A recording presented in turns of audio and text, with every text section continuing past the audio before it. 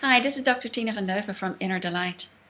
Some of you may know that I used to fly before for United Airlines as a flight attendant and purser. In fact, I did that for 15 years until a few years ago. And I used to joke during that time that I had my healing practice at 39,000 feet.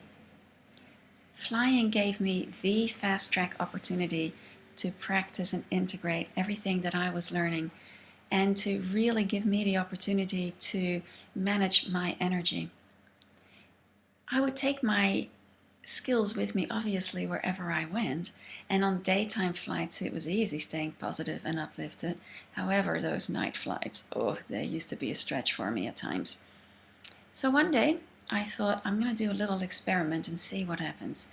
I used to meditate regularly already anyway, and that really helped to keep my energy aligned. Well, one of the other things I had been playing with was Ho'oponopono.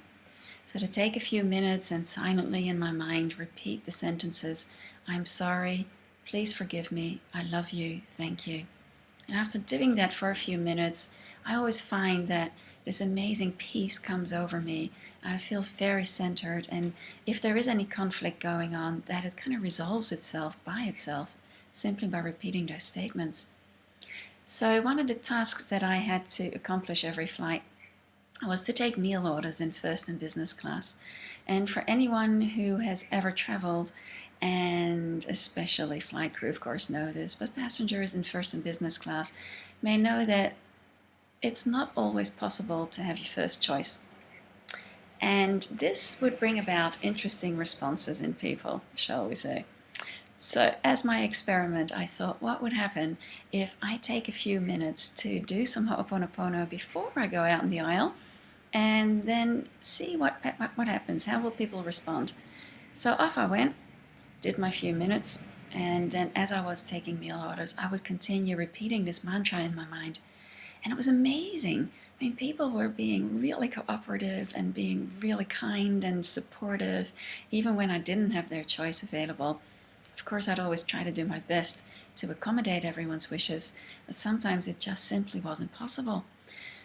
And of course, it also had to do with me being in alignment and feeling good. And I did experiment with not doing this, especially on night flights several times. And it was absolutely amazing to see the difference in not only how I was feeling, but how other people would respond. So this is just one of those fun ways where I'm doing something on the inside that nobody is aware of what I'm doing. It's impacting how I'm feeling, and lo and behold, people respond differently. So I would tell people about this every now and again, if they're open to it, to do a little experiment. And one of the other ways that this would really work well with is when I would encounter people who were afraid of flying. I'll be presenting a few different videos on this shortly, and in fact, I'm in the middle of writing my book about this to help people clear their fears of flying and to fly through life with grace and ease. There are so many parallels with flying and life in general that, there are many stories to share. So I'm looking forward to it. Thank you for your time, and I would say if you haven't experienced Ho'oponopono yet, there is a lot more to it than just these 4 statements, but you can give it a go. Just start repeating those statements in your mind and see what happens to how you feel and how people around you respond. Many joyful blessings, and until the next time.